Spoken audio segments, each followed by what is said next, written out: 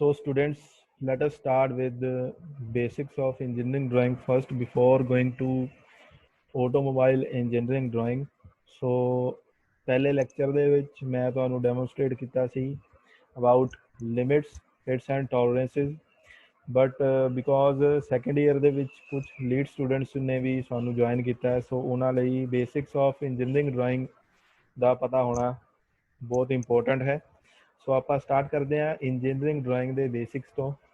ਸੋ ਅਗਰ ਅਸੀਂ simple drawing ਦੀ ਗੱਲ ਕਰੀਏ ਤਾਂ ਡਰਾਇੰਗ ਕੀ ਹੈ? The art of representation of any object existing in the universe on a piece of paper. So ਜਿਹੜੀ ਡਰਾਇੰਗ ਹੈ, ਡਰਾਇੰਗ ਕੀ ਹੈ? ਆਰਟ ਹੈ ਕਿਸੇ ਆਬਜੈਕਟ ਨੂੰ ਰਿਪਰੈਜ਼ੈਂਟ ਕਰਨ ਦਾ ਜਿਹੜਾ ਵੀ ਯੂਨੀਵਰਸ ਦੇ ਵਿੱਚ ਐਗਜ਼ਿਸਟ ਕਰਦਾ ਹੈ on a piece of paper. So ਉਹਨੂੰ ਆਪਾਂ ਕੀ ਕਹਿੰਦੇ ਆ? ਡਰਾਇੰਗ। ਬਟ ਅਗਰ ਅਸੀਂ ਆਟੋਮੋਬਾਈਲ ਇੰਜੀਨੀਅਰਿੰਗ ਡਰਾਇੰਗ ਨੂੰ ਸਮਝਣਾ ਹੈ ਤਾਂ ਇੰਜੀਨੀਅਰਿੰਗ ਡਰਾਇੰਗ 1 ਅਤੇ 2 ਜਿਹੜੀ ਅਸੀਂ ਫਸਟ ਈਅਰ ਦੇ ਵਿੱਚ ਕੀਤੀ ਹੈ ਉਹਦੇ ਬੇਸਿਕਸ ਕਲੀਅਰ ਹੋਣਾ ਬਹੁਤ ਜ਼ਰੂਰੀ ਹੈ for first year as well as for lead students. And ਤੁਹਾਡੇ ਇੰਜੀਨੀਅਰਿੰਗ ਡਿਪਲੋਮਾ ਦਾ and after your engineering diploma, when you will get placed in different automotive industries, ਉਹਨਾਂ ਵਿੱਚ ਆਟੋਮੋਬਾਈਲ ਇੰਜੀਨੀਅਰਿੰਗ ਡਰਾਇੰਗ ਹੈ ਜੋ ਉਹਦੀ ਇੰਪੋਰਟੈਂਸ ਟੌਪ ਮੋਸਟ ਪ੍ਰਾਇਓਰਿਟੀ 'ਤੇ ਹੁੰਦੀ ਹੈ। ਵਾਈ? ਬਿਕੋਜ਼ ਇੱਕ ਕਾਰ ਜਾਂ ਬਾਈਕ ਜਾਂ ਸਕੂਟਰ ਬਿਨਾਂ ਕਿਸੇ ਡਿਜ਼ਾਈਨ ਤੋਂ ਮੈਨੂਫੈਕਚਰ ਨਹੀਂ ਹੁੰਦੇ। ਪਹਿਲਾਂ ਉਹਨਾਂ ਦਾ ਸਟਰਕਚਰ, ਸ਼ੇਪ, ਸਾਈਜ਼ ਡਰਾਫਟ ਕੀਤਾ ਜਾਂਦਾ ਹੈ and after selection of design ਉਹਨੂੰ ਰੀਅਲਿਸਟਿਕ ਪ੍ਰੋਡਕਟ ਦੇ ਵਿੱਚ ਕਨਵਰਟ ਕੀਤਾ ਜਾਂਦਾ ਹੈ। ਸੋ ਇਹਨਾਂ ਸਭ ਚੀਜ਼ਾਂ ਲਈ ਇੰਜੀਨੀਅਰਿੰਗ ਡਰਾਇੰਗ ਦੇ ਬੇਸਿਕਸ ਐਂਡ ਡਰਾਇੰਗ ਰੀਡ ਕਿੱਦਾਂ ਕਰਨੀ ਹੈ, ਇਹਨਾਂ ਸਭ ਦੀ ਨੌਲੇਜ ਹੋਣਾ ਬਹੁਤ ਜ਼ਰੂਰੀ ਹੈ। So we will start with basics of engineering drawing. As we all are gifted with our eyes to see universe, and ਅਸੀਂ ਆਪਣੇ ਆਸੇ ਪਾਸੇ ਜਿੰਨੇ ਵੀ ਆਬਜੈਕਟ ਨੇ ਉਹਨਾਂ ਨੂੰ ਆਈਡੈਂਟੀਫਾਈ ਕਰਦੇ ਹਾਂ by their names like table, chair, car etcetera. ਜਦੋਂ ਵੀ ਅਸੀਂ ਇਹਨਾਂ ਆਬਜੈਕਟਸ ਦੇ ਨਾਮ ਸੁਣਦੇ ਹਾਂ ਤਾਂ ਸਾਡੇ ਮਾਈਂਡ ਦੇ ਵਿੱਚ ਇਹਨਾਂ ਦੀ ਇੱਕ ਪਿਕਚਰ ਆਉਂਦੀ ਹੈ regarding colour, shape and size, ਅਤੇ ਉਸ ਆਬਜੈਕਟ ਦਾ ਫੰਕਸ਼ਨ ਕੀ ਹੈ। ਸਾਰੀਆਂ ਜਿਹੜੀਆਂ ਇਮੇਜਿਸ ਨੇ ਸਾਡੇ ਮਾਈਂਡ ਦੇ ਵਿੱਚ ਕਲੀਅਰ ਹੁੰਦੀਆਂ ਨੇ। ਸੋ ਇੱਕ ਗੱਲ ਤਾਂ ਕਲੀਅਰ ਹੈ ਕਿ ਸਾਡਾ ਜੋ ਮਾਈਂਡ ਹੈ ਉਹ ਇਮੇਜਿਸ ਦੇ ਫੋਰਮ ਦੇ ਵਿੱਚ ਸੋਚਦਾ ਹੈ ਐਂਡ ਲਰਨ ਕਰਦਾ ਹੈ। ਸੋ ਡਰਾਇੰਗ ਸਾਨੂੰ ਕੀ ਟੀਚ ਕਰਦੀ ਹੈ ਕਿ ਆਪਣੇ ਆਈਡੀਆਜ਼ ਨੂੰ ਐਕਸਪ੍ਰੈਸ ਕਿੱਦਾਂ ਕਰਨਾ ਹੈ ਇਮੈਜਿਨ ਕਰਕੇ on a piece of paper. So types of drawing ਦੀ ਗੱਲ ਕਰਦੇ ਹਾਂ। ਸਾਡੇ ਕੋਲ ਦੋ ਤਰ੍ਹਾਂ ਦੀਆਂ ਡਰਾਇੰਗਸ ਹੁੰਦੀਆਂ ਨੇ। ਇੱਕ ਹੁੰਦੀ ਆ ਆਰਟਿਸਟਿਕ ਡਰਾਇੰਗ ਔਰ ਦੂਸਰੀ ਹੁੰਦੀ ਹੈ ਇੰਜੀਨੀਅਰਿੰਗ ਡਰਾਇੰਗ। ਆਰਟਿਸਟਿਕ ਡਰਾਇੰਗ ਆ ਜਿਹੜੀ that is prepared by artist by imagination, feelings ਨੂੰ, ਬਿਲੀਵਸ ਨੂੰ ਐਕਸਪ੍ਰੈਸ ਕਰਨ ਦੇ ਲਈ, like paintings, advertisements, boards, sketches etcetera. So ਇਹ ਪਿਕਚਰ ਕਾਰ ਦੀ ਜੋ ਦੇਖ ਰਹੇ ਹੋ ਇਹ ਆਰਟਿਸਟਿਕ ਡਰਾਇੰਗ ਦੀ ਐਗਜ਼ਾਮਪਲ ਹੈ। ਨੈਕਸਟ ਅਸੀਂ ਗੱਲ ਕਰਦੇ ਹਾਂ ਜੀ ਇੰਜੀਨੀਅਰਿੰਗ ਡਰਾਇੰਗ ਦੀ। ਨਾਓ ਇੰਜੀਨੀਅਰਿੰਗ ਡਰਾਇੰਗ ਹੈ ਜੋ that is prepared by engineers ਤਾਂ ਕਿ ਉਹ ਜ਼ਰੂਰੀ ਇਨਫੋਰਮੇਸ਼ਨ ਨੂੰ ਕਨਵੇ ਕਰ ਸਕਣ regarding it's shape, size of object. ਇਸ ਤਰ੍ਹਾਂ ਦੀ ਡਰਾਇੰਗ ਨੂੰ ਅਸੀਂ ਕਹਿੰਦੇ ਹਾਂ ਇੰਜੀਨੀਅਰਿੰਗ ਡਰਾਇੰਗ। ਇਸ ਡਰਾਇੰਗ ਦੇ ਸਟੈਂਡਰਡਾਈਜ਼ਡ ਰੂਲਸ ਨੇ, ਪ੍ਰਿੰਸੀਪਲਸ ਨੇ ਐਂਡ ਸਿੰਬੋਲਿਕ ਰਿਪਰੈਜ਼ੈਂਟੇਸ਼ਨ ਨੇ ਜੋ ਪੂਰੇ ਵਰਲਡ 'ਚ ਅਡੋਪਟ ਕੀਤੇ ਗਏ ਨੇ। ਹੁਣ ਇਸ ਪਿਕਚਰ 'ਚ ਸੇਮ ਕਾਰ ਦੀ ਨੈਸੈਸਰੀ ਇਨਫੋਰਮੇਸ਼ਨ ਨੂੰ ਦਿਖਾਇਆ ਗਿਆ ਹੈ regarding shape, size, part location. So engineering drawing ਦੇ ਵਿੱਚ ਡਾਇਮੈਂਸ਼ਨਸ ਜਿਹੜੀਆਂ ਨੇ ਉਹ ਬਹੁਤ ਇੰਪੋਰਟੈਂਟ ਰੋਲ ਪਲੇ ਕਰਦੀਆਂ ਨੇ ਐਂਡ ਇਹੀ ਅਸੀਂ ਸਿੱਖਣਾ ਹੈ ਆਉਣ ਵਾਲੇ ਲੈਕਚਰਸ ਦੇ ਵਿੱਚ। ਇਹ ਆਟੋਮੋਬਾਈਲ ਦੇ ਸਟੂਡੈਂਟਸ ਲਈ ਕਿਉਂ ਇੰਪੋਰਟੈਂਟ ਹੈ? ਬਿਕੋਜ਼ ਇਸ ਤੋਂ ਬਿਨਾਂ ਜਿਹੜੀ ਕਾਰ ਦੇ ਇੰਟੀਰੀਅਰਸ ਬਣ ਨਹੀਂ ਸਕਦੇ, ਨਾ ਹੀ ਕਾਰ ਦੇ ਐਕਸਟੀਰੀਅਰਸ ਬਣ ਸਕਦੇ ਨੇ ਐਂਡ ਕੋਈ ਵੀ ਆਟੋਮੋਬਾਈਲ ਦਾ ਪਾਰਟ ਆਟੋਮੋਬਾਈਲ ਇੰਜੀਨੀਅਰਿੰਗ ਡਰਾਇੰਗ ਦੀ ਨੌਲੇਜ ਤੋਂ ਬਿਨਾਂ ਨਹੀਂ ਬਣ ਸਕਦਾ। ਸੋ ਜਿੱਦਾਂ ਕਿ ਤੁਸੀਂ ਦੇਖ ਰਹੇ ਹੋ ਕਾਰ ਹੈ, ਕਾਰ ਦਾ ਬੈਕ ਸਾਈਡ ਕਿੰਨਾ ਵਾਈਡ ਹੋਣਾ ਚਾਹੀਦਾ ਆ, ਕਾਰ ਦਾ ਫਰੰਟ ਤੇ ਬੈਕ ਦੋਨਾਂ ਦੇ ਵਿੱਚ ਕੀ ਡਿਫਰੈਂਸ ਹੈ। ਸੋ ਆ ਸਾਰੀਆਂ ਦੇ ਸਾਰੀਆਂ ਡਿਮੈਂਸ਼ਨਸ ਅਲੋਂਗ ਵਿਦ ਡਰਾਇੰਗ ਨੇ ਜੋ ਇਹਨੂੰ ਆਪਾਂ ਬੇਸਿਕਲੀ ਕਹਿੰਦੇ ਆ ਇੰਜੀਨੀਅਰਿੰਗ ਡਰਾਇੰਗ। ਸੋ ਨੈਕਸਟ ਕੁਝ ਇੰਸਟਰੂਮੈਂਟਸ ਨੇ ਜਿਹੜੇ ਆਟੋਮੋਬਾਈਲ ਇੰਜੀਨੀਅਰਿੰਗ ਡਰਾਇੰਗ ਦੇ ਵਿੱਚ ਤੁਹਾਨੂੰ ਜ਼ਰੂਰਤ ਪਏਗੀ। ਫਸਟ ਈਅਰ ਦੇ ਜਿਹੜੇ ਸਟੂਡੈਂਟਸ ਨੇ ਉਹਨਾਂ ਨੂੰ ਤਾਂ ਪਤਾ ਹੀ ਹੈ। ਸੋ ਜਿਵੇਂ ਕਿ ਡਰਾਇੰਗ ਬੋਰਡ ਜਿਹਦੇ ਉੱਪਰ ਅਸੀਂ ਆਪਣੀ ਸ਼ੀਟ ਨੂੰ ਰੱਖਣਾ ਹੈ। ਸ਼ੀਟ ਦੇ ਕਾਫੀ ਸਾਰੇ ਸਾਈਜ਼ਸ ਆਉਂਦੇ ਨੇ। ਸਭ ਤੋਂ ਵੱਡਾ ਸਾਈਜ਼ ਹੈ A0 ਜਾਂ A0 ਜਿਹਨੂੰ ਆਪਾਂ ਕਹਿੰਦੇ ਆ। ਸੋ ਉਸ ਤੋਂ ਬਾਅਦ ਜਿੱਦਾਂ ਜਿੱਦਾਂ ਨੰਬਰਸ ਇੰਕਰੀਜ਼ ਹੁੰਦੇ ਜਾਂਦੇ ਨੇ A1 A2 A3 A4 size paper ਜਿਹੜਾ ਆਪਾਂ ਫੋਟੋਕਾਪੀ ਦੇ ਲਈ ਯੂਜ਼ ਕਰਦੇ ਹਾਂ। ਸੋ ਉਸੇ ਤਰ੍ਹਾਂ ਨੰਬਰਸ ਇੰਕਰੀਜ਼ ਹੋਣ ਦੇ ਨਾਲ ਨਾਲ ਜਿਹੜਾ ਸਾਈਜ਼ ਹੈ ਉਹ ਸ਼ੀਟ ਦਾ ਉਹ ਘਟਦਾ ਜਾਂਦਾ ਹੈ। ਮਾਰਕੀਟ ਦੇ ਵਿੱਚ ਜਿਹੜੀ ਤੁਸੀਂ ਸ਼ੀਟ ਲੈਣੀ ਹੈ ਉਹ ਥੋੜੀ ਜਿਹੀ ਯੈਲੋ ਪਨ ਦੇ ਵਿੱਚ ਹੋਏਗੀ। ਇੱਕ ਚਾਰਟ ਵੀ ਆਉਂਦੇ ਨੇ, ਚਾਰਟ ਹੁੰਦੇ ਵਾਈਟ ਕਲਰ ਦੇ। ਸੋ ਆਪਾਂ ਚਾਰਟ ਨਹੀਂ ਯੂਜ਼ ਕਰਨੇ, ਆਪਾਂ ਡਰਾਇੰਗ ਸ਼ੀਟ ਜਿਹੜੀ ਹੈ ਮਾਰਕੀਟ ਚੋਂ ਮਿਲਦੀ ਹੈ ਉਹ ਯੂਜ਼ ਕਰਾਂਗੇ। ਸੋ ਡਰਾਇੰਗ ਇੰਸਟਰੂਮੈਂਟ ਦਾ ਬਾਕਸ ਜਿਹਦੇ ਵਿੱਚ ਸਾਰੇ ਜ਼ਰੂਰੀ ਪ੍ਰੋਟੈਕਟਰਸ ਡਿਵਾਈਡਰਸ ਸਾਰਾ ਕੁਝ ਸਾਨੂੰ ਅਵੇਲੇਬਲ ਹੁੰਦਾ ਆ। ਸਕੇਲ ਪ੍ਰੋਟਰੈਕਟਰ ਜਿਹੜਾ ਤੁਸੀਂ ਦੇਖ ਸਕਦੇ ਹੋ ਤੁਹਾਡੇ ਸਾਹਮਣੇ ਟੌਪ ਤੇ ਹੈ। ਡਰਾਇੰਗ ਪੈਨਸਿਲਸ ਦੇ ਜਿਹੜੇ ਗ੍ਰੇਡ ਅਸੀਂ ਯੂਜ਼ ਕਰਨੇ ਹੈ ਉਹ ਹੈ H and 2H grade. HB pencil ਦਾ ਇਸਤੇਮਾਲ ਬਿਲਕੁਲ ਨਹੀਂ ਕਰਨਾ ਇੰਜੀਨੀਅਰਿੰਗ ਡਰਾਇੰਗ ਦੇ ਵਿੱਚ। Eraser, sharpener for pencil, adhesive tapes for attaching the sheets and mini drafter ਤੁਸੀਂ ਦੇਖ ਸਕਦੇ ਹੋ ਨੀਚੇ ਤੁਹਾਨੂੰ ਮਾਰਕੀਟ ਤੋਂ ਈਜ਼ੀਲੀ ਅਵੇਲੇਬਲ ਹੋ ਜਾਏਗਾ। ਸੋ ਇਸ ਡਰਾਫਟਰ ਦੀ ਹੈਲਪ ਦੇ ਨਾਲ ਅਸੀਂ ਆਪਣੀ ਡਰਾਇੰਗ ਸ਼ੀਟ ਦੇ ਉੱਪਰ ਪੈਰਲਲ ਲਾਈਨਸ ਲਗਾ ਸਕਦੇ ਹਾਂ, ਵਰਟੀਕਲ, ਹੋਰੀਜ਼ੋਨਟਲ ਜਾਂ ਫਿਰ ਇਨਕਲਾਈਨਡ ਲਾਈਨਸ ਆਪਾਂ ਡਰਾਅ ਕਰ ਸਕਦੇ ਹਾਂ ਕਿਸੇ ਵੀ ਐਂਗਲ ਤੇ। ਸੋ ਇਹ ਸੀਗੇ ਇੰਸਟਰੂਮੈਂਟਸ ਜਿਹੜੇ ਸਾਨੂੰ ਲੋੜ ਪਏਗੀ ਫॉर ਆਟੋਮੋਬਾਈਲ ਇੰਜੀਨੀਅਰਿੰਗ ਡਰਾਇੰਗ ਦੇ ਵਿੱਚ। ਸੋ ਨੈਕਸਟ ਮੈਂ ਤੁਹਾਨੂੰ ਦਿਖਾਉਣਾ ਚਾਹੁੰਦਾ ਜੀ, ਜਿਹੜੀ ਸਾਡੀ ਸ਼ੀਟ ਹੈ ਡਰਾਇੰਗ ਦੀ ਸ਼ੀਟ ਹੈ ਉਹਦੇ ਰਾਈਟ ਸਾਈਡ ਲੋਅਰ ਕੋਰਨਰ ਤੇ ਅਸੀਂ ਇੱਕ ਐਦਾਂ ਦਾ ਟਾਈਟਲ ਬਾਕਸ ਬਣਾਵਾਂਗੇ। ਇਹ ਟਾਈਟਲ ਬਾਕਸ ਜਿਹੜਾ ਹੈ ਇਹ ਰਿਪਰੈਜ਼ੈਂਟ ਕਰੇਗਾ ਕਿ ਉਸ ਸ਼ੀਟ ਨੂੰ ਬਣਾਉਣ ਵਾਲੀ ਫਰਮ ਕਿਹੜੀ ਹੈ, ਉਸ ਸ਼ੀਟ ਨੂੰ ਕਿਹੜੇ ਸਕੇਲ ਤੇ ਬਣਾਇਆ ਗਿਆ ਹੈ, ਕਿਹੜੇ ਐਂਗਲ ਤੇ ਬਣਾਇਆ ਗਿਆ ਹੈ। ਸਕੇਲ ਤੇ ਐਂਗਲ ਦੀ ਗੱਲ ਮੈਂ ਲੇਟਰ ਔਨ ਡਿਸਕਸ ਕਰਾਂਗਾ ਤੁਹਾਡੇ ਨਾਲ। ਉਸ ਤੋਂ ਬਾਅਦ ਸ਼ੀਟ ਦਾ ਟੌਪਿਕ ਕੀ ਹੈ, ਪਾਰਟ ਦਾ ਨਾਮ ਕੀ ਹੈ, ਕਿੰਨੇ ਨੰਬਰ ਸ਼ੀਟ ਹੈ। ਉਸ ਤੋਂ ਬਾਅਦ ਸਾਡੀ ਡੈਜ਼ਿਗਨੇਸ਼ਨ, ਸਾਡੀ ਕਲਾਸ, ਸਾਡਾ ਰੋਲ ਨੰਬਰ, ਕਿਸ ਡੇਟ ਤੇ ਬਣਾਈ ਗਈ। ਸੋ ਇਹ ਸਾਰਾ ਕੁਝ ਜਿਹੜਾ ਆ ਇਸ ਟਾਈਟਲ ਬਾਕਸ ਦੇ ਵਿੱਚ ਹੀ ਅਸੀਂ ਮੈਂਸ਼ਨ ਕਰਾਂਗੇ। ਇਸ ਟਾਈਟਲ ਬਾਕਸ ਦੀ ਇੱਕ ਸਟੈਂਡਰਡਾਈਜ਼ਡ ਹਾਈਟ ਅਸੀਂ ਡਿਸਾਈਡ ਕੀਤੀ ਹੈ। ਜਿੱਦਾਂ ਕਿ ਲੈਂਥ ਤੁਸੀਂ ਦੇਖ ਪਾ ਰਹੇ ਹੋ 185 mm ਹੈ, ਮਿਲੀਮੀਟਰ ਹੈ। ਸੋ 10 ਮਿਲੀਮੀਟਰ ਦਾ 1 ਸੈਂਟੀਮੀਟਰ ਬਣਦਾ ਹੈ। ਸੋ ਤੁਸੀਂ ਉਹਦੇ ਅਕੋਰਡਿੰਗ 185 ਮਿਲੀਮੀਟਰ ਲੈਂਥ ਦਾ ਇੱਕ ਲਾਈਨ ਡਰੋ ਕਰ ਲੈਣੀ ਹੈ। ਉਸ ਬਾਕਸ ਦੀ ਜਿਹੜੀ ਹਾਈਟ ਹੈ ਉਹ ਰਹੇਗੀ ਜੀ 65 mm। ਸੋ ਬਾਕਸ ਦੇ ਵਿੱਚ ਨੀਚੇ ਦੋ ਬਾਕਸਿਸ ਹੋਰ ਨੇ, ਇਹਨਾਂ ਦੀ ਜਿਹੜੀ ਲੈਂਥ ਹੈ that is 25 mm, height is 10 and 10। ਸੋ ਦੋ ਬਾਕਸਿਸ ਹੋ ਗਏ ਸਾਡੇ ਕੋਲ 10 mm ਹਾਈਟ ਦੇ ਐਂਡ 25 mm ਲੈਂਥ ਦੇ। ਸੋ ਅਗਰ ਅਸੀਂ ਰਾਈਟ ਸਾਈਡ ਤੇ ਆਨੇ ਆ, ਰਾਈਟ ਸਾਈਡ ਤੇ ਸਾਡੇ ਕੋਲ 1 2 3 4 5 ਬਾਕਸਿਸ ਨੇ, ਉਹਨਾਂ ਦੀ ਹਾਈਟ ਹੈ 9 mm। ਸੋ 9 mm ਦੇ 5 ਬਾਕਸਿਸ ਬਣਾਵਾਂਗੇ। ਪਹਿਲੇ ਵਾਲੇ ਦੀ ਲੈਂਥ ਰਹੇਗੀ 25, ਦੂਸਰੇ ਵਾਲੇ ਦੀ ਲੈਂਥ ਰਹੇਗੀ 30 ਐਂਡ ਨੀਚੇ ਜਿਹੜਾ ਇੱਕ ਸਾਡੇ ਕੋਲ ਬਾਕਸ ਬਚਦਾ ਹੈ ਉਹਦੀ ਹਾਈਟ ਰਹੇਗੀ 20 ਐਂਡ ਉਹਦੀ ਲੈਂਥ ਰਹੇਗੀ 55 mm। ਸੋ ਆਟੋਮੋਬਾਈਲ ਇੰਜੀਨੀਅਰਿੰਗ ਡਰਾਇੰਗ ਦੇ ਵਿੱਚ ਹਮੇਸ਼ਾ ਅਸੀਂ ਗੱਲ ਕਰਾਂਗੇ ਇਨ ਟਰਮਸ ਆਫ ਮਿਲੀਮੀਟਰਸ, ਨਾ ਹੀ ਅਸੀਂ ਸੈਂਟੀਮੀਟਰ ਦੀ ਗੱਲ ਕਰਨੀ ਹੈ, ਨਾ ਹੀ ਅਸੀਂ ਇੰਚਿਸ ਦੀ ਗੱਲ ਕਰਨੀ ਹੈ, ਨਾ ਹੀ ਅਸੀਂ ਫੀਟ ਦੀ ਗੱਲ ਕਰਨੀ ਹੈ। ਸੋ ਜਿਹੜਾ ਪਹਿਲਾ ਐਂਡ ਬੇਸਿਕ ਰੂਲ ਹੈ ਉਹ ਯਾਦ ਰੱਖਣਾ ਹੈ, ਹਮੇਸ਼ਾ ਅਸੀਂ ਗੱਲ ਕਰਨੀ ਹੈ mm ਦੀ। ਜਦੋਂ ਤੁਸੀਂ ਆਹ ਬਾਕਸ ਸਾਰਾ ਬਣਾ ਲੋਗੇ, ਇਹ ਡਾਇਮੈਂਸ਼ਨਸ ਸਿਰਫ ਔਰ ਸਿਰਫ ਤੁਹਾਨੂੰ ਰੈਫਰੈਂਸ ਦੇ ਲਈ ਦਿੱਤੀਆਂ ਗਈਆਂ। ਇਹ ਡਾਇਮੈਂਸ਼ਨ ਤੁਸੀਂ ਉੱਥੇ ਸ਼ੋ ਨਹੀਂ ਕਰਨੀਆਂ ਬਾਕਸ ਦੇ ਵਿੱਚ। ਸੋ ਨੈਕਸਟ ਸਲਾਈਡ ਦੇ ਵਿੱਚ ਤੁਹਾਨੂੰ ਮੈਂ ਐਗਜ਼ਾਮਪਲ ਦਿਖਾਵਾਂਗਾ ਜਿਹਦੇ ਵਿੱਚ ਇਹ ਟਾਈਟਲ ਬਾਕਸ ਕੰਪਲੀਟਲੀ ਫਿਲ ਕੀਤਾ ਗਿਆ ਹੈ। ਸੋ ਜਿਵੇਂ ਕਿ ਤੁਸੀਂ ਦੇਖ ਰਹੇ ਹੋ, ਆ ਜਿਹੜਾ ਵੱਡਾ ਬਾਕਸ ਹੈ ਸਭ ਤੋਂ, ਇਹਦੇ ਵਿੱਚ ਅਸੀਂ ਫਰਮ ਦਾ ਨਾਮ ਲਿਖਿਆ। ਜਿੱਦਾਂ ਅਸੀਂ ਮੇਹਰ ਚੰਦ ਪੋਲੀਟੈਕਨਿਕ ਕਾਲਜ ਤੋਂ ਡਿਪਲੋਮਾ ਕਰ ਰਹੇ ਹਾਂ, ਸੋ ਇੱਥੇ ਅਸੀਂ ਕਾਲਜ ਦਾ ਨਾਮ ਲਿਖਾਂਗੇ। ਨੀਚੇ ਲੈਫਟ ਸਾਈਡ ਤੇ ਇੱਕ ਕਾਲਮ ਹੈ ਜਿੱਥੇ ਸਕੇਲ ਲਿਖਿਆ ਹੈ ਐਂਡ ਉਹਦੇ ਨੀਚੇ ਲਿਖਿਆ ਹੈ ਐਂਗਲ। ਇਹਦੀ ਗੱਲ ਅਸੀਂ ਲੇਟਰ ਔਨ ਕਰਦੇ ਹਾਂ। ਸੋ ਸੈਂਟਰ ਦੇ ਵਿੱਚ ਇੱਥੇ ਅਸੀਂ ਜਿਸ ਟੌਪਿਕ ਦੀ ਅਸੀਂ ਡਰਾਇੰਗ ਸ਼ੀਟ ਬਣਾਈ ਹੈ ਉਸ ਟੌਪਿਕ ਦਾ ਨਾਮ ਲਿਖਾਂਗੇ। ਉਹਦੇ ਰਾਈਟ ਸਾਈਡ ਤੇ ਸ਼ੀਟ ਨੰਬਰ ਕਿੰਨਵੀਂ ਹੈ ਉਹ ਲਿਖਾਂਗੇ। ਇੱਥੇ ਆਪਣਾ ਨਾਮ ਲਿਖਾਂਗੇ, ਆਪਣੀ ਕਲਾਸ ਆਟੋਮੋਬਾਈਲ ਇੰਜੀਨੀਅਰਿੰਗ ਜਾਂ short form AE, roll number ਆਪਣਾ ਲਿਖਾਂਗੇ, DOC ਡੇਟ ਆਫ ਕਮੈਂਸਮੈਂਟ ਮਤਲਬ ਜਿਸ ਦਿਨ ਅਸੀਂ ਸ਼ੀਟ ਬਣਾਈ, DOS ਡੇਟ ਆਫ ਸਬਮਿਸ਼ਨ ਜਿਸ ਦਿਨ ਅਸੀਂ ਸ਼ੀਟ ਨੂੰ ਚੈੱਕ ਕਰਵਾਇਆ।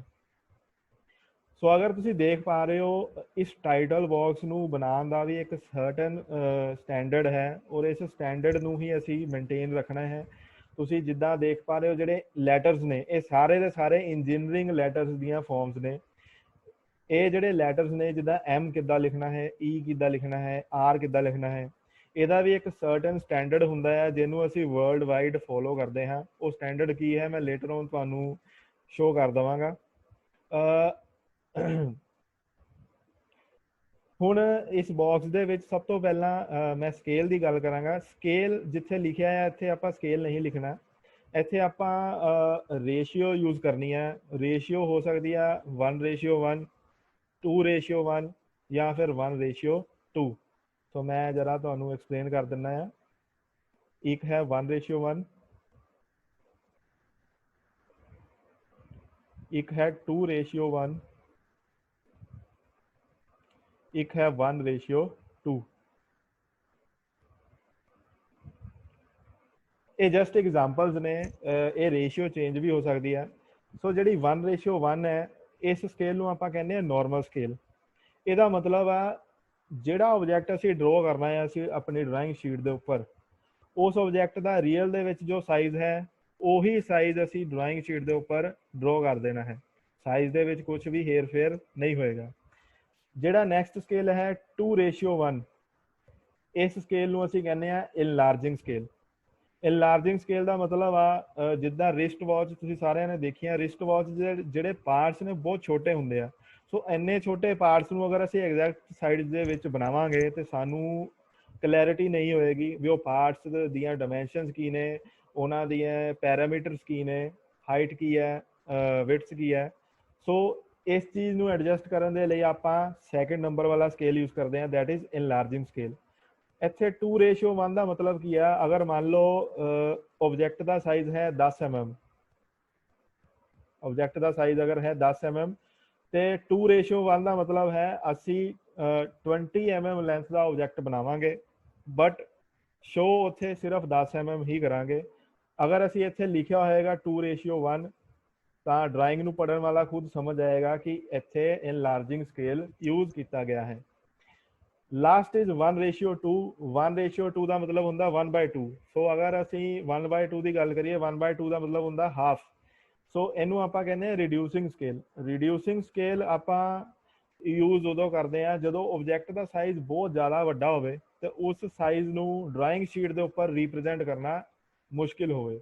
ਇੱਦਾਂ ਦੇ ਸਕੇਲ ਆਪਾਂ ਨੋਰਮਲ ਅਗਰ ਰੀਅਲ ਲਾਈਫ ਦੇ ਵਿੱਚ ਦੇਖਿਆ ਜਾਵੇ, ਤੁਹਾਡੇ ਫੋਨ ਦੇ ਵਿੱਚ ਗੂਗਲ ਮੈਪਸ ਨੇ, ਗੂਗਲ ਮੈਪ ਦੇ ਵਿੱਚ ਅਗਰ ਤੁਸੀਂ ਜਲੰਧਰ ਤੋਂ ਲੁਧਿਆਣਾ ਦਾ ਡਿਸਟੈਂਸ, ਤੁਹਾਨੂੰ ਸਾਰਿਆਂ ਨੂੰ ਪਤਾ ਨੀਅਰ ਅਬਾਊਟ 60 ਕਿਲੋਮੀਟਰਸ ਜਿਹੜਾ ਡਿਸਟੈਂਸ ਹੈ, ਜਦੋਂ ਤੁਸੀਂ ਮੈਪ ਤੇ ਸਰਚ ਕਰੋਗੇ ਤੁਹਾਨੂੰ 10 mm ਦੀ ਇੱਕ ਛੋਟੀ ਜਿਹੀ ਲਾਈਨ ਦੇਖਣ ਨੂੰ ਮਿਲੇਗੀ ਜਿਹੜੀ ਜਲੰਧਰ ਤੋਂ ਲੁਧਿਆਣਾ ਦਾ ਰੂਟ ਸੈੱਟ ਕਰਦੀ ਹੈ।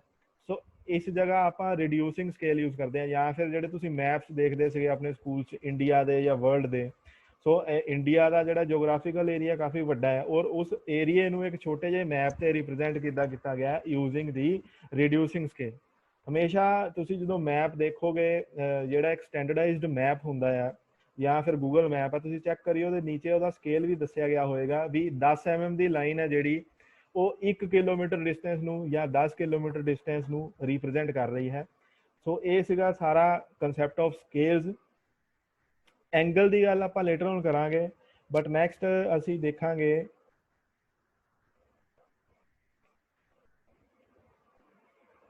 ਦੇਖਾਂਗੇ ਅਸੀਂ ਆਪਣੀ ਡਰਾਇੰਗ ਦੇ ਵਿੱਚ ਕਿਹੜੀਆਂ ਲਾਈਨਸ ਨੇ ਜਿਨ੍ਹਾਂ ਨੂੰ ਯੂਜ਼ ਕਰਦੇ ਹਾਂ।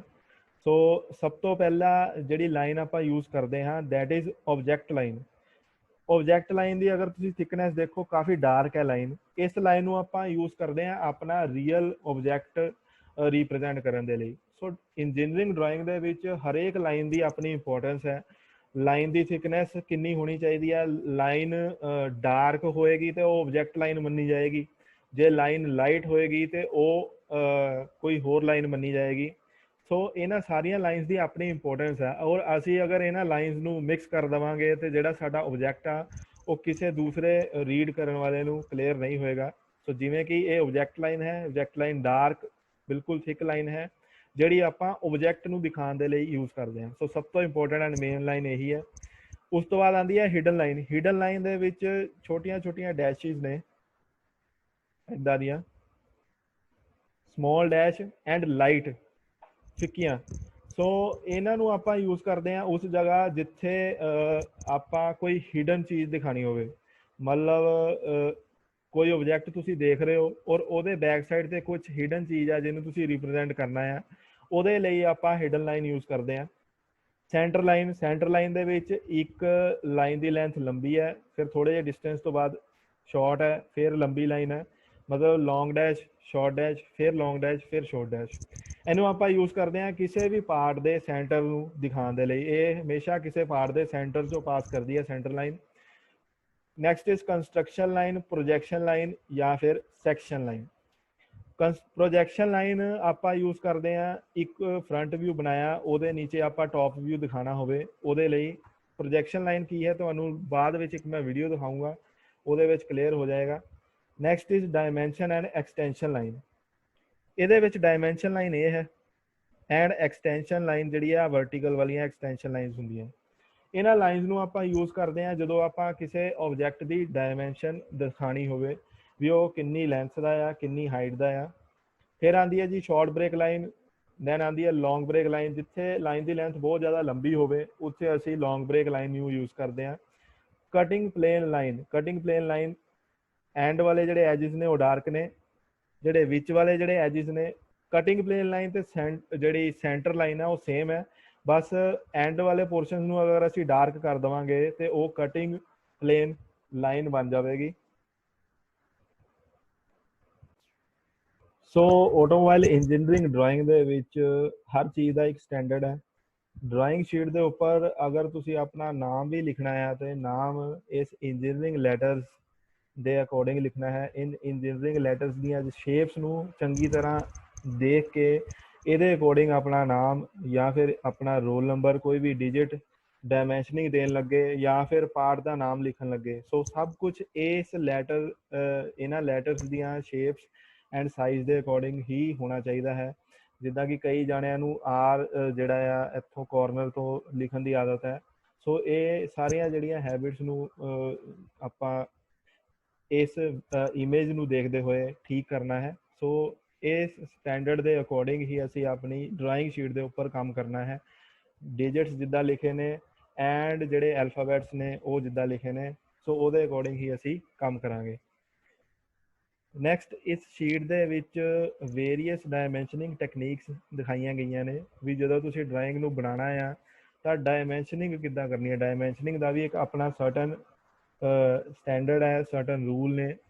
ਉਹ ਰੂਲਸ ਐਂਡ ਰੈਗੂਲੇਸ਼ਨਸ ਕੀ ਨੇ ਉਹ ਆਪਾਂ ਲੇਟਰ ਔਨ ਡਿਸਕਸ ਕਰਾਂਗੇ ਕਿਸੇ ਆਬਜੈਕਟ ਦੀ ਇਮੇਜ ਨੂੰ ਦੇਖ ਕੇ।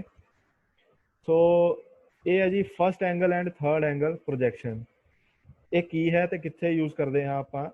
ਸੋ ਇਹ ਜਿਹੜਾ ਟਾਈਟਲ ਬਾਕਸ ਸੀਗਾ ਇਹਦੇ ਵਿੱਚ ਜਿੱਥੇ ਐਂਗਲ ਲਿਖਿਆ ਹੈ ਉਸ ਜਗ੍ਹਾ ਆਪਾਂ ਕੀ ਕਰਨਾ ਹੈ, ਇਹਨਾਂ ਵਿੱਚੋਂ ਕੋਈ ਇੱਕ ਸਿੰਬਲ ਡਰਾ ਕਰਨਾ ਹੈ। ਹੁਣ ਫਸਟ ਐਂਗਲ ਤੇ ਥਰਡ ਐਂਗਲ ਹੈ ਕੀ, ਸੋ ਅਗਰ ਅਸੀਂ ਫਸਟ ਐਂਗਲ 'ਚ ਡਰਾਇੰਗ ਬਣਾ ਰਹੇ ਹਾਂ ਤਾਂ ਉਹਦਾ ਸਿੰਬਲ ਇੱਦਾਂ ਦਾ ਡਰਾ ਕਰਾਂਗੇ।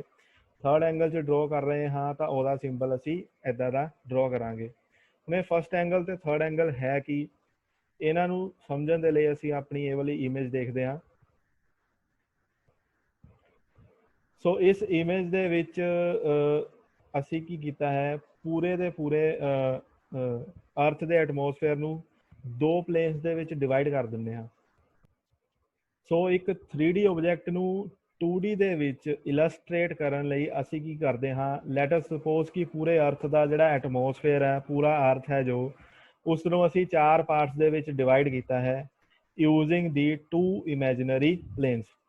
2 ਇਮੈਜਨਰੀ ਪਲੇਨਸ ਨੇ, ਇੱਕ ਆ ਔਰੇਂਜ ਵਾਲਾ ਜਿਹੜਾ ਤੁਸੀਂ ਦੇਖ ਰਹੇ ਹੋ, ਸਿਰਫ ਔਰੇਂਜ ਵਾਲਾ ਪਾਰਟ ਇਹ ਹੈ ਵਰਟੀਕਲ ਪਲੇਨ, ਐਂਡ ਸਿਰਫ ਹੋਰੀਜ਼ੋਨਟਲ ਵਾਲਾ ਰੈਡ ਪਾਰਟ ਹੈ ਜੋ ਉਹਨੂੰ ਆਪਾਂ ਕਵਾਂਗੇ ਹੋਰੀਜ਼ੋਨਟਲ ਪਲੇਨ। ਸੋ 4 ਪਾਰਟਸ ਦੇ ਅਕੋਰਡਿੰਗ 4 ਕੋਆਰਡੀਨੇਟਸ ਜਾਂ ਫਿਰ 4 ਐਂਗਲ ਬਣਦੇ ਨੇ। ਸੋ ਜਿੱਦਾਂ ਕਿ ਇਹ ਫਸਟ ਪਾਰਟ ਬਣਿਆ ਤਾਂ ਫਸਟ ਕੁਆਡਰੈਂਟ ਜਾਂ ਫਸਟ ਐਂਗਲ, ਸੈਕਿੰਡ ਪਾਰਟ ਬਣਿਆ ਸੈਕਿੰਡ ਕੁਆਡਰੈਂਟ ਜਾਂ ਸੈਕਿੰਡ ਐਂਗਲ, थर्ड क्वाड्रेंट बनया थर्ड एंगल या फिर third quadrant, similarly fourth quadrant और फोर्थ एंगल। सो इन्हां दे कंसैप्ट नूं आपां समझदे हां। लैट अस सपोज कि मैं एक अपना ऑब्जैक्ट है 3D ऑब्जैक्ट है, फस्ट एंगल दे स्पेस दे विच रखिया। फस्ट एंगल स्पेस का मतलब जिहड़ा आह वाला हिस्सा है स्पेस का, ਆਪਾਂ ਇੱਥੇ ਕਿਤੇ ਆਪਣਾ ਇੱਕ ਆਬਜੈਕਟ ਰੱਖਿਆ, ਇੱਕ ਸਟੈਂਡਰਡਾਈਜ਼ਡ ਆਬਜੈਕਟ ਹੈ, ਇਹਨੂੰ ਆਪਾਂ ਫਰਸਟਮ ਆਫ ਕੋਨ ਵੀ ਕਹਿੰਦੇ ਆ, ਜਿਹਦਾ ਉੱਪਰ ਵਾਲਾ ਡਾਇਆਮੀਟਰ ਘੱਟ ਹੈ, ਨੀਚੇ ਵਾਲਾ ਜੋ ਡਾਇਆਮੀਟਰ ਹੈ ਉਹ ਜ਼ਿਆਦਾ ਹੈ। ਐਂਡ ਓਬਜ਼ਰਵਰ ਹੈ ਜਿਹੜਾ ਉਹ ਬਿਲਕੁਲ ਉਹਨੂੰ ਸਾਹਮਣੇ ਤੋਂ ਦੇਖਦਾ ਹੈ, ਜਿੱਦਾਂ ਕਿ ਆਹ ਓਬਜ਼ਰਵਰ ਹੈ ਬਿਲਕੁਲ ਸਾਹਮਣੇ ਤੋਂ ਇਸ ਆਬਜੈਕਟ ਨੂੰ ਦੇਖ ਰਿਹਾ ਹੈ, ਲਾਈਕ ਮੰਨ ਲਓ ਬਿਲਕੁਲ ਫਰੰਟ ਤੋਂ। ਸੋ ਤੁਸੀਂ ਅਗਰ ਇਮੈਜਿਨ ਕਰੋ, ਅਗਰ ਤੁਸੀਂ ਟਾਰਚ ਵੀ ਮਾਰਦੇ ਹੋ ਬਿਲਕੁਲ ਫਰੰਟ ਤੋਂ, ਤੇ ਇਸ ਆਬਜੈਕਟ ਦਾ ਜਿਹੜਾ ਪ੍ਰੋਜੈਕਸ਼ਨ ਹੈ, ਪ੍ਰੋਜੈਕਸ਼ਨ ਮੀਨਸ ਪਰਛਾਵਾਂ, ਉਹ ਪਰਛਾਵਾਂ ਇਸ ਜਗ੍ਹਾ ਪਏਗਾ ਐਂਡ ਇਸ ਆਬਜੈਕਟ ਦੀ ਜਿਹੜੀ ਆਊਟਰ ਸ਼ੇਪ ਹੋਏਗੀ, ਉਸ ਆਊਟਰ ਸ਼ੇਪ ਦਾ ਪ੍ਰੋਜੈਕਸ਼ਨ ਜਿਹੜਾ ਹੈ ਇਸ ਵਰਟੀਕਲ ਪਲੇਨ ਤੇ ਬਣ ਜਾਏਗਾ। ਸੋ ਔਰੇਂਜ ਵਰਟੀਕਲ ਪਲੇਨ ਤੇ ਤੁਹਾਨੂੰ ਇਹਦਾ ਫਰੰਟ ਵਿਊ ਮਿਲੇਗਾ। ਸਿਮਿਲਰਲੀ ਜਦੋਂ ਅਸੀਂ ਸੇਮ ਆਬਜੈਕਟ ਨੂੰ ਟੌਪ ਤੋਂ ਦੇਖਾਂਗੇ, ਟੌਪ ਤੋਂ ਦੇਖਾਂਗੇ ਜਾਂ ਫਿਰ ਟੌਪ ਤੋਂ ਟੋਰਚ ਮਾਰਾਂਗੇ, ਤਾਂ ਉਹਦੀ ਜਿਹੜੀ ਪ੍ਰੋਜੈਕਸ਼ਨ ਹੈ ਜਾਂ ਉਹਦਾ ਪਰਛਾਵਾਂ ਆ, ਹੁਣ ਜਦੋਂ ਤੁਸੀਂ ਉੱਪਰੋਂ ਦੇਖਣਾ, ਉੱਪਰੋਂ ਤੁਹਾਨੂੰ ਇਹ ਸਰਕਲ ਦਿਖੇਗਾ ਛੋਟਾ ਵਾਲਾ, ਇੱਕ ਤੁਹਾਨੂੰ ਵੱਡਾ ਵਾਲਾ ਸਰਕਲ ਦਿਖੇਗਾ। ਸੋ ਦੋਨੋਂ ਤੁਸੀਂ ਸਰਕਲਸ ਨੂੰ ਪਾਓਗੇ ਹੋਰੀਜ਼ੋਨਟਲ ਪਲੇਨ ਦੇ ਉੱਪਰ ਉਹਦੀ ਪ੍ਰੋਜੈਕਸ਼ਨ। ਸੋ ਇਹਦੇ ਨਾਲ ਸਾਨੂੰ ਆਪਣੇ ਆਬਜੈਕਟ ਦੀ ਇੱਕ ਇਮੇਜ ਕਿਸੇ ਵੀ ਪੀਸ ਆਫ ਪੇਪਰ ਤੇ ਜਾਂ ਫਿਰ ਕਿਸੇ ਵੀ ਪਲੇਨ ਤੇ ਮਿਲ ਜਾਏਗੀ। ਹੁਣ ਨੈਕਸਟ ਕੰਮ ਅਸੀਂ ਕੀ ਕਰਨਾ ਹੈ, ਇਸ 2D ਇਮੇਜ ਨੂੰ ਇੱਕ ਪੇਪਰ ਤੇ ਲੈ ਕੇ ਆਉਣਾ ਹੈ। 2D ਇਮੇਜ ਮਤਲਬ ਹੁਣ ਆਪ ਸਾਡਾ 3D ਆਬਜੈਕਟ ਸੀਗਾ, ਅਸੀਂ ਇਹਦਾ ਫਰੰਟ ਵਿਊ ਇੱਕ ਵਰਟੀਕਲ ਪਲੇਨ ਤੇ ਬਣਾ ਲਿਆ, ਟੌਪ ਵਿਊ ਹੋਰੀਜ਼ੋਨਟਲ ਪਲੇਨ ਤੇ ਬਣਾ ਲਿਆ। ਹੁਣ ਇਸ ਸਾਰੇ ਨੂੰ ਅਸੀਂ ਇੱਕ ਪੀਸ ਆਫ ਪੇਪਰ ਤੇ ਲੈ ਕੇ ਆਉਣਾ ਹੈ, ਜੋ ਸਾਡਾ ਅਸਲ ਕੰਮ ਹੈ ਔਰਥੋਗ੍ਰਾਫਿਕ ਪ੍ਰੋਜੈਕਸ਼ਨ ਜਿਹਨੂੰ ਆਪਾਂ ਕਹਿੰਦੇ ਹਾਂ, ਉਹ ਆਪਾਂ ਨੈਕਸਟ ਡਿਸਕਸ ਕਰਦੇ ਹਾਂ ਕੀ ਹੈ।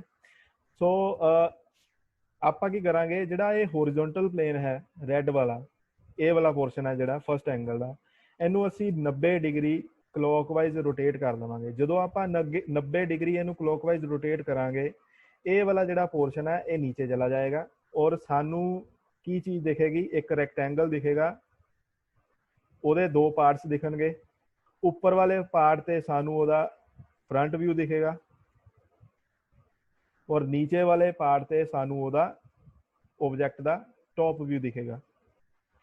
ਸੋ ਇਸ ਤਰ੍ਹਾਂ ਅਸੀਂ ਇੱਕ ਪੀਸ ਆਫ ਪੇਪਰ ਤੇ ਕਿਸੇ ਵੀ 3D ਆਬਜੈਕਟ ਨੂੰ 2D ਦੇ ਵਿੱਚ ਕਨਵਰਟ ਕਰਦੇ ਹਾਂ। ਸੋ ਇਹਨੂੰ ਆਪਾਂ ਕਹਿੰਦੇ ਹਾਂ ਜੀ ਫਸਟ ਐਂਗਲ ਪ੍ਰੋਜੈਕਸ਼ਨ।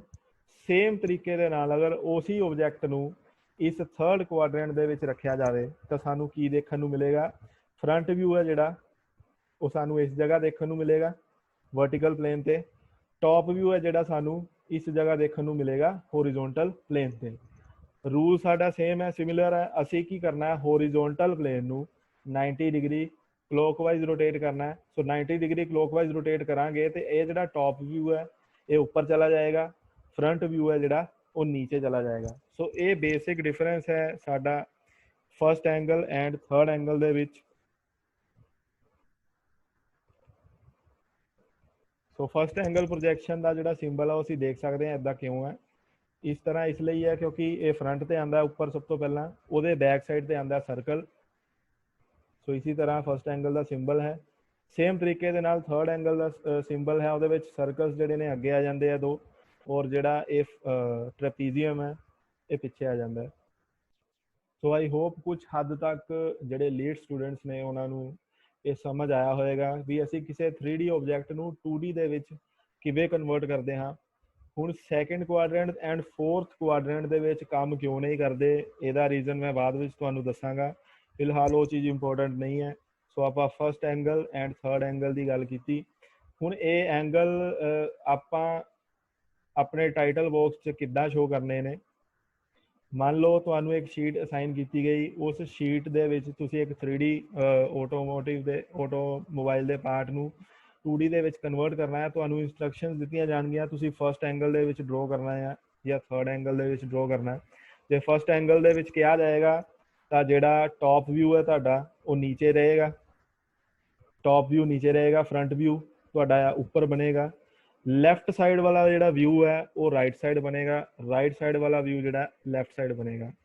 ਸਿਮਿਲਰਲੀ ਇਹਦਾ ਜਿਹੜਾ ਓਪੋਜ਼ਿਟ ਹੈ ਉਹ ਅਸੀਂ ਥਰਡ ਐਂਗਲ ਦੇ ਵਿੱਚ ਬਣਾਵਾਂਗੇ। ਇੱਕ ਐਗਜ਼ਾਮਪਲ ਵੀ ਇਲਸਟ੍ਰੇਟ ਕਰਾਂਗਾ ਜਿਹਦੇ ਵਿੱਚ ਫਸਟ ਐਂਗਲ ਤੇ ਥਰਡ ਐਂਗਲ ਨੂੰ ਡਿਫਰੈਂਸ਼ੀਏਟ ਕੀਤਾ ਗਿਆ ਸੇਮ ਆਬਜੈਕਟ ਦੇ ਨਾਲ। ਸੋ ਹੁਣ AED ਦੇ ਵਿੱਚ ਆਟੋਮੋਬਾਈਲ ਇੰਜੀਨੀਅਰਿੰਗ ਡਰਾਇੰਗ ਦੇ ਵਿੱਚ ਅਸੀਂ ਮੋਸਟਲੀ 3D ਪਾਰਟਸ ਨੂੰ ਆਰਥੋਗ੍ਰਾਫਿਕ ਵਿਊ ਦੇ ਵਿੱਚ ਕਨਵਰਟ ਕਰਨਾ ਹੈ ਅਸੈਂਬਲ ਕਰਕੇ। ਆਰਥੋਗ੍ਰਾਫਿਕ ਵਿਊ ਕੀ ਹੈ? Representation of 3D object into 2D image. So ਇਸ ਐਗਜ਼ਾਮਪਲ ਦੇ ਵਿੱਚ ਇੱਕ ਸਿੰਪਲ ਜਿਹਾ ਆਬਜੈਕਟ ਹੈ, ਉਹਦਾ ਪਿਕਟੋਰੀਅਲ ਵਿਊ ਤੁਹਾਨੂੰ ਦੇਖਣ ਨੂੰ ਮਿਲ ਰਿਹਾ ਹੈ। ਪਿਕਟੋਰੀਅਲ ਵਿਊ ਦੇ ਵਿੱਚ ਫਰੰਟ ਸਾਈਡ ਕੀ ਹੈ ਆਬਜੈਕਟ ਦੀ, ਉਹ ਵੀ ਦਿਖਾਈ ਗਈ ਹੈ, ਉਹਦੀ ਲੈਂਥ ਦਿਖਾਈ ਗਈ ਹੈ 60 mm ਐਂਡ ਜਿਹੜਾ ਟॉप ਵਿਊ T1 ਹੈ ਉਹ ਵੀ ਦਿਖਾਇਆ ਗਿਆ ਹੈ, ਉਹਦੀ ਵਿਡਥ ਦਿਖਾਈ ਗਈ ਹੈ 30 ਹੈ ਤੇ ਲੈਂਥ ਉਹਦੀ 60 ਰਹੇਗੀ। ਇसी ਤਰ੍ਹਾਂ ਸਾਈਡ ਵਿਊ ਹੈ S1, ਉਹਦੀ ਲੈਂਥ ਹੈ 30, ਹਾਈਟ ਹੈ 40। ਸੋ ਇਸ 3D ਆਬਜੈਕਟ ਨੂੰ ਅਸੀਂ first angle projection and third angle projection ਦੇ ਵਿੱਚ ਕਿੱਦਾਂ ਕਨਵਰਟ ਕਰਨਾ ਹੈ ਉਹ ਅਸੀਂ ਦੇਖਦੇ ਹਾਂ। ਸੋ ਸਭ ਤੋਂ ਪਹਿਲਾਂ ਅਸੀਂ ਡਰੋ ਕਰਾਂਗੇ ਜੀ ਫਰੰਟ ਵਿਊ। ਸੋ ਫਰੰਟ ਵਿਊ ਅਗਰ ਅਸੀਂ ਫਰੰਟ ਤੋਂ ਦੇਖਦੇ ਹਾਂ ਸਾਨੂੰ ਸਿਰਫ ਔਰ ਸਿਰਫ ਇਹ ਵਾਲੀ ਚੀਜ਼ ਦਿਖੇਗੀ। ਫਰੰਟ ਦਾ ਮਤਲਬ ਹੈ ਆਬਜੈਕਟ ਬਿਲਕੁਲ ਸਾਡੀ ਆਈਜ਼ ਦੇ ਲੈਵਲ ਦੇ ਸਾਹਮਣੇ ਪਿਆ ਹੈ ਔਰ ਸਾਹਮਣੇ ਉਹਦੀ ਸਿਰਫ ਔਰ ਸਿਰਫ ਸਾਨੂੰ F1 ਜਿਹੜਾ ਪੋਰਸ਼ਨ ਹੈ ਉਹ ਦਿਖੇਗਾ। ਸੇਮ ਅਸੀਂ F1 ਪੋਰਸ਼ਨ ਹੈ ਜਿਹੜਾ ਰੈਕਟੈਂਗਲ ਹੈ, ਜਿਹੜਾ ਸਕੁਅਰ ਹੈ, ਇਹ ਰੈਕਟੈਂਗਲ ਬਣੇਗਾ 60/40 ਹਾਈਟ ਦਾ। ਔਰ ਜਿੱਦਾਂ ਕਿ ਤੁਸੀਂ ਦੇਖ ਰਹੇ ਹੋ ਇਹਦੀ ਡਾਇਮੈਂਸ਼ਨਿੰਗ ਵੀ ਕੀਤੀ ਗਈ ਹੈ। ਕਾਰਨਰਸ ਤੋਂ ਥੋੜਾ ਜਿਹਾ 0.1 mm ਦਾ ਗੈਪ ਛੱਡ ਕੇ ਐਕਸਟੈਂਸ਼ਨ ਲਾਈਨਸ ਡਰੋ ਕੀਤੀਆਂ ਗਈਆਂ ਹੈ। ਐਰੋਜ਼ ਬਣਾਏ ਗਏ ਨੇ। ਐਰੋ ਦੇ ਸਾਈਜ਼ ਦੇ ਬਾਰੇ ਲੇਟਰ ਔਨ ਮੈਂ ਡਿਸਕਸ ਕਰੂੰਗਾ। ਸੋ ਉਹਦੇ ਉੱਪਰ ਅਸੀਂ 660 as per set of standards ਆਪਾਂ ਡਿਜਿਟਸ ਕਿੱਦਾਂ ਲਿਖਣੇ ਆ, ਐਲਫਾਬੈਟਸ ਕਿੱਦਾਂ ਲਿਖਣੇ ਆ, ਸੋ ਉਹਦੇ ਅਕੋਰਡਿੰਗ ਇਹ ਫਰੰਟ ਵਿਊ ਐਂਡ 60 ਲਿਖਿਆ ਗਿਆ ਹੈ। ਸੋ ਫਰੰਟ ਵਿਊ ਬਣਾਉਣ ਤੋਂ ਬਾਅਦ ਬਿਲਕੁਲ ਫਰੰਟ ਵਿਊ ਦੇ ਨੀਚੇ ਅਸੀਂ ਪ੍ਰੋਜੈਕਸ਼ਨ ਲਾਈਨਸ ਨੂੰ ਐਕਸਟੈਂਡ ਕਰਨਾ ਹੈ। ਫਰੰਟ ਵਿਊ ਤੇ ਟॉप ਵਿਊ ਦੇ ਵਿੱਚ ਮਿਨੀਮਮ ਜਿਹੜਾ ਤੁਸੀਂ ਗੈਪ ਰੱਖਣਾ ਹੈ ਉਹ ਤੁਸੀਂ 20 ਤੋਂ 25 mm ਗੈਪ ਰੱਖਣਾ ਹੈ ਤਾਂ ਕਿ ਜਿਹੜਾ ਤੁਹਾਡਾ ਆਬਜੈਕਟ ਹੈ ਕਲੀਅਰਲੀ ਇਲਸਟ੍ਰੇਟ ਹੋ ਸਕੇ, ਕੁਝ ਵੀ ਮੈਚ ਨਹੀਂ ਕਰਨਾ ਇਹਦੇ ਵਿੱਚ। ਸੋ ਇਹ ਫਸਟ ਐਂਗਲ ਪ੍ਰੋਜੈਕਸ਼ਨ ਸੀ ਫਰੰਟ ਵਿਊ ਉੱਪਰ। ਟॉप ਤੋਂ ਅਗਰ ਤੁਸੀਂ ਦੇਖਦੇ ਹੋ ਟॉप ਤੋਂ ਸਿਰਫ ਤੁਹਾਨੂੰ T1 ਫੇਸ ਦਿਖੇਗਾ।